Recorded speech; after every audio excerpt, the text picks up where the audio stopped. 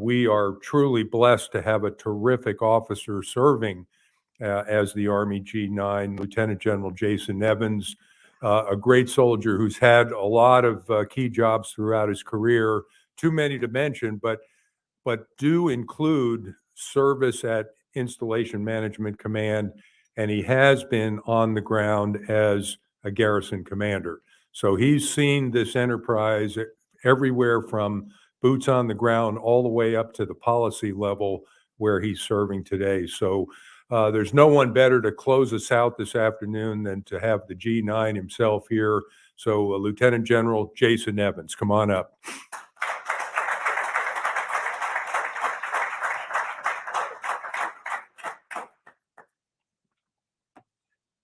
Thanks, Lieutenant General Swan. It's always hard to follow a former boss. I did work for General Swan at probably one of the most remote and austere garrison locations in Iraq.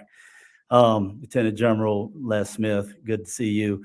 And General Brown, really appreciate your leadership here and what AUSA does for our soldiers and families every day. Obviously, an example here hosting this event. Fred Mirror, please stand up. Yeah, stand up, Fred. So, Fred, I want to thank you for your participation and your efforts in improving the partnership with installations. This has been a life work for you. I know you're behind the scenes, but I think you deserve a round of applause for what you do. Now, I'm going to make some remarks, but I'm going to save time for some questions afterwards. So, now that you all have had a chance here today to interact and discuss this, so, where do we kind of go from here? And it starts with staying connected in the relationships. And General Brown slipped me a note about, the theme of this is really relationships and partnerships. And it starts here with relationships. So I've been to G9, but I've been exposed to a myriad of things that I know nothing about. You have very smart people in engineering. Alex Pena with the Black Start. So Alex, my first experience with a Black Start was real life for a week and during Hurricane Ophelia back in the day, right? And that was on an installation. We were not prepared. And so, it was it was austere living for a week, but the Black Start exercises are absolutely important. And I think our operational commanders understand that. And I think that's why the Army has led some of that. Partnerships. So here's a data point for you. Out of the 182 partnerships, ICSAs in the Department of Defense, the Army has 102. So we take the ICSAs and we understand the importance of that. That's why anybody who's seen LinkedIn, you've seen Ivan Bolden traversing across California, not for the sun and the beach, but be showing people the importance, engaging with the community, the importance of ICSAs. And they're very important because we've been able to get reciprocate energy and other things just by those ICSAs. So whether the threats are, going to be from terrorists, nation states, adversaries, lone wolf attackers, organized criminals, natural disasters, or even more importantly and relevant today, severe weather, we need our community partners and leaders to help us stay one step ahead. As we've discussed here, it bears repeating that even with the strengthened security on our installations, they're no longer sanctuaries. Our installations are in the strategic support area, and as a result, they're forward-oriented, proactive, and real-time mission enablers. Installations must continue to collect, analyze, share data and lessons learned. And we must continue to use that information to make informed decisions. Thanks to our community and industry partners, our installations are part of the soldier's arsenal and helping to maintain readiness by giving our fighting forces the support they need to execute multi-domain operations. For the Army, our Army Installation Strategy and recently developed the Army Installation Strategy Implementation Plan is getting our course for how we continue to secure ourselves against these threats. We'll continue to arm our installation commanders with knowledge by providing ongoing and up-to-date training. And our Army Installation Implementation Strategy notes we will employ distributed virtual training over wider areas, combining in-person training with virtual, augmented, and/or synthetic training. Of course, we also face ongoing worsening threats from climate change, as talked about earlier. The Army climate strategy is our template for becoming cleaner, greener, and more energy dependent. From microgrids to electric vehicles to finding ways to use less water to finding new sources of energy through new technology, Army installation leaders have our roadmap. And our Army climate strategy implementation plan will set out the exact ways we can achieve our strategic goals. After all, the word green doesn't just mean more environmentally responsible, it means flexible, adaptable, and resilient.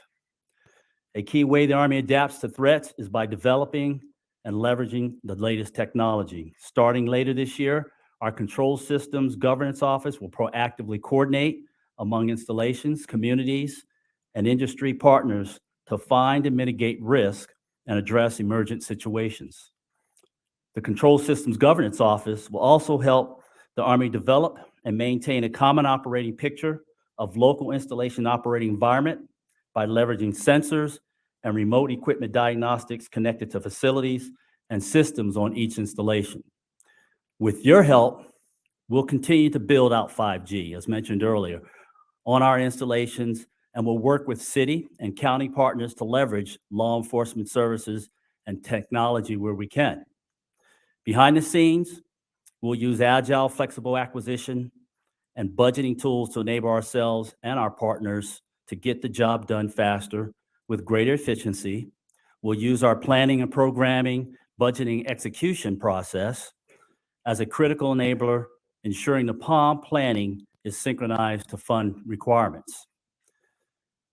Those are some of the ways the Army is leveraging the tools of tomorrow to mitigate the threats beyond the fence line and ensure we're ready to execute the mission. But it's important to note the Army can't do this alone. We have to anticipate the unknown threats that may face us over the horizon. We develop ourselves with the insights of the communities. We need our state and local leaders, as well as our industry partners, to help us find creative solutions. So that's one request I'll leave with you. One request I'll leave with you is when your city, town, county, parish, or state finds a way to address a new challenge or develops a new way to address an existing one, share that success with your Army local installation commander and their staff. Talk regularly with your local Army installation staff. Continue to engage regularly in events like this one. Share your successes and challenges. By protecting our installations, we'll continue to protect our soldiers and families, and by protecting them, we'll continue to protect freedom and our nation.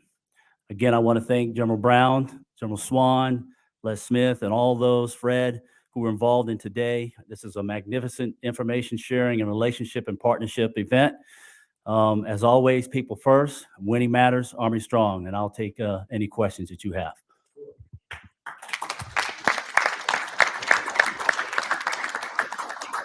Good afternoon, General Evans. Emily Hello. Stewart with American States Utility Services. If you don't like this question, it's from General Adlin, so you can. It's okay. Clearly, climate change and cyber events impacting installations connect to the need for more aggressive use of industry partners and outsourcing these proven performers to mitigate risk of utility system failures. This goes beyond IGSAs and includes leveraging your current contracts. What are you doing to include them as a critical enabler and reduce your risks? So I think in energy, we have ESPCs, we have USECs, we have URSA, which is DOD funding. So we're leveraging those contracts for energy. I think in terms of cyber and the control systems, I think we're getting that off the ground. We have leveraged a contract to provide us the expertise inside of that office to help with that endeavor. I think long-standing, if you look at the utilities privatization that General Adlin, I'm sure, is familiar with, we have probably anywhere between 46 and 48% of our installations that have privatized their utilities. And so we talked earlier today, we talked a lot about energy, but really you have to talk about water in that aspect of threats against the installation. We've programmed more money for things like desertification and buffer zones on training areas. So I think we've looked at it holistically. I think we understand that that is something we can accomplish inside our organizations. I think the garrisons understand that. And so I think we've leveraged private industry and contracts to do that. I think we'll continue to leverage, because we know that a lot of the innovation and expertise does not necessarily reside inside the Army. Good question. Hey, sir, John Climb, Johnson Controls. And I really appreciate the Army's openness, you hosting this event, and the great discussion that we had today, and your last remarks about outsourcing and leveraging energy. Now that the Army has identified a lot of your energy security gaps with your installation, energy, and water plans, and a very aggressive goal to use ESPCs to get after that, when would you be willing to turn that over to industry? Last month, the Navy said, hey, we've got these 6, Navy Marine Corps, we've had these 6 energy security gaps. Industry, you guys get ready, form your partnerships, because they're going on the street. Would the Army be willing to do something like that so that those of us in industry can begin to form partnerships and solve it, and also include cybersecurity in this? I'm not just talking about energy and water, but also cybersecurity. Thank you. Yeah, I think it's an interesting concept. Clearly, I'm not the decision maker on something like that. Here's what I'll tell you, though. I think we're in a space where I think we've leveraged the third-party contracts on energy.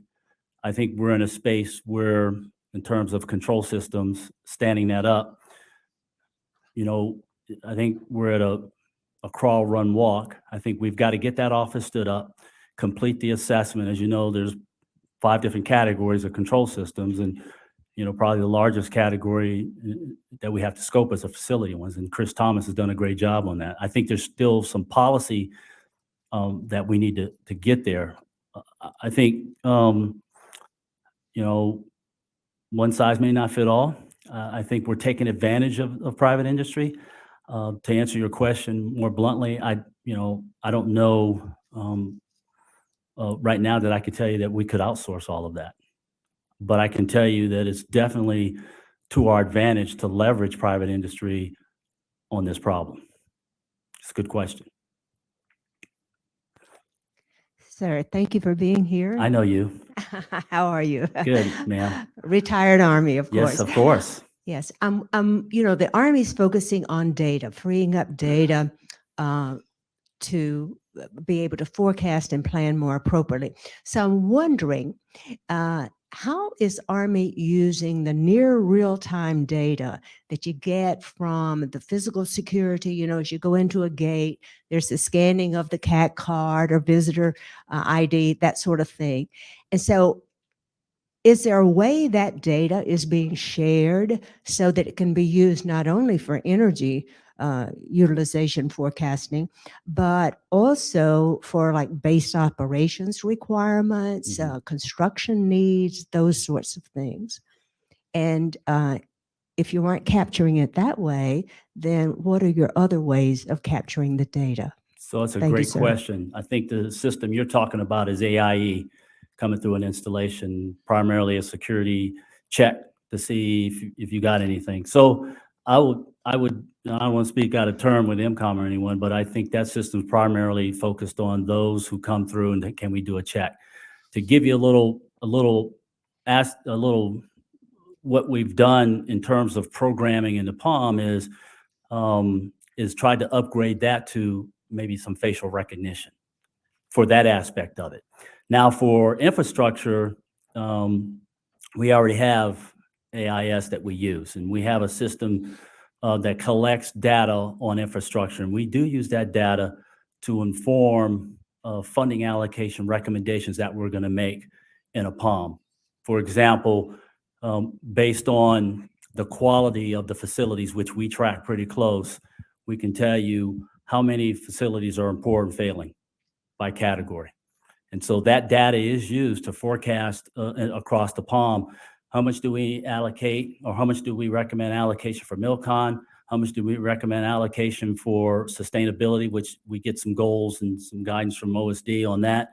and how much do we allocate for restoration and modernization. And then, of course, we have base operation support, which we get some goals recommended for that. But I will tell you that I've been involved in the POM more than a couple times, and this POM was data rich in terms of what we put together and what we eventually took to the Secretary to Chief as a funding allocation recommendation for them. So I will tell you, I'm a big proponent of data and analytics. It really helps inform decisions, and it shows you trends and helps you focus in on what you need to focus in on. But the AIA, I don't know that informs at echelon, but I know that's a security check. I know we're trying to, the AMC and MCOM are trying to innovate with some facial recognition there. But other than that, yes, we use data and analytics. Here's one thing I will say, though. There are many systems. What I think what we need to do is try to get them down to a couple systems, because we do have a lot of, all for good reason, particularly my organization. There's probably over 121 IT business systems that do something across the installations. And what I found out since I've been there over 3 years, we can probably significantly reduce that maybe by 50% and get it better. Some of the contractors who are on are good enough that they have the code writers and software engineers that they can iterate and make the program better, instead of saying, well, this contract no longer is good to us because you can't update the software or write the code based on what we need. But it's a great question. Sir, Fred Muir, probably a request more than a question. Today we sort of, I'll call it, scratched the itch in terms of really starting to address this. I know that the G9 and MCOM share the orientation for senior commanders. A lot of what we heard today was the importance of senior commanders and garrison commanders appreciating that industry and the communities outside the gate are mission partners as much as they are just community friends and so on. So anything you can do to insert in that orientation of our senior leaders, that this is really a critical piece of mission success over and above launching that corps or that division to combat, because we won't get off the post if we don't prepare our communities to take care of our people, because that's where they all live. We heard today about a strategic reserve of transformers, and it takes 4 to 6 weeks to get the transformer. Well, we're only doing 14 days of energy and water. I don't know what happens in that gap. Right. So we are really scratching the surface here of really appreciating that we do have a war to fight right here in the homeland. And I just request your help in the future for our community's sake, because we truly are mission partners. No, I agree. And so the G9 is a proponent. So we run the commander's course. We're getting ready to have one. I think we might have a time slot for you, Fred, if time permitting. So we've talked about that. We have Ivan come in and talk about the importance of IGZA, and we've had commanders take advantage of that. But it's a great point. And so maybe we can get an expert like you who participated in the mayor program with garrison commanders once upon a time, come in and maybe give a block of instructions. Would you be open to that? There we go. Problem solved. And so that's in May. It's coming up in 2 or 3 weeks. And so I'm glad. I'm not sure if that was planned or not, because before I got here, the guy we were doing an IPR, and someone mentioned your name during the IPR about the commander's conference. But sure, I agree with you. I mean, when I was a garrison commander, I couldn't have done a lot of what I needed to do without the mayor's help, and vice versa. Sir, great discussion. Thank you for being here. Thank Please you. give Appreciate General you. Evans a big round of applause.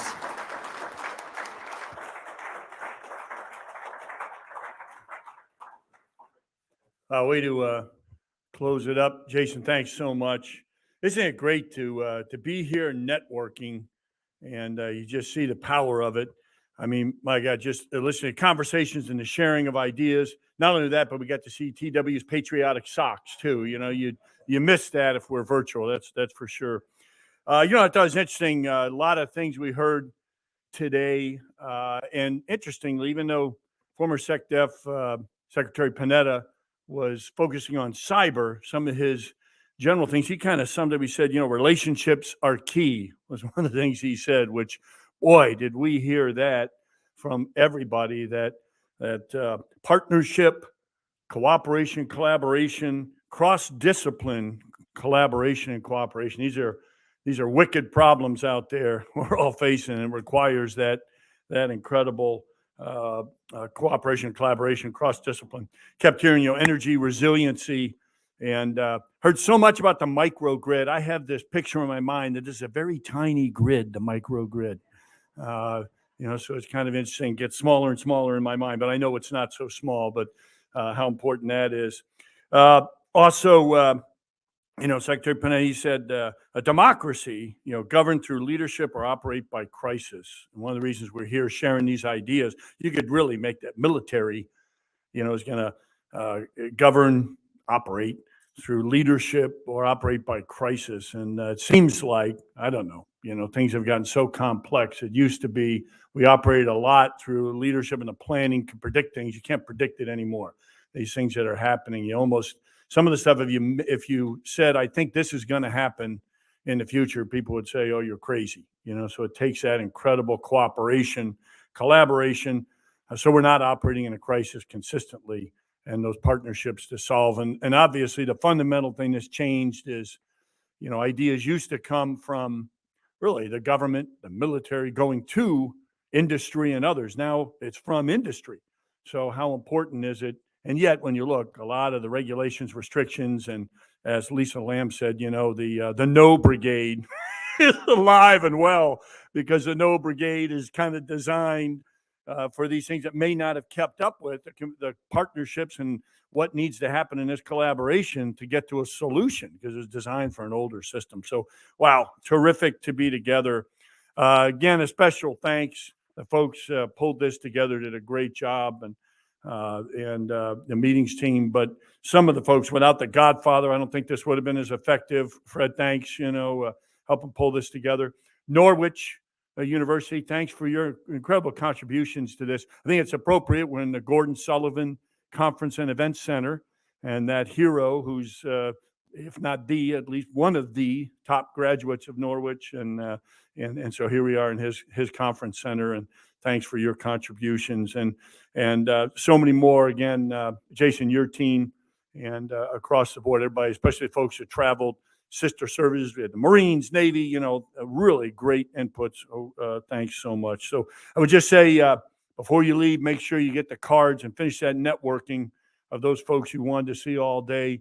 And thank you so much for joining us. We look forward to the next event, and just appreciate the great cooperation today. So have a great rest of the Army Day. And if you need additional motivation, again, T, you may want to stand out there with your socks displayed on the way out and just get motivated. Thanks very much. We'll see you.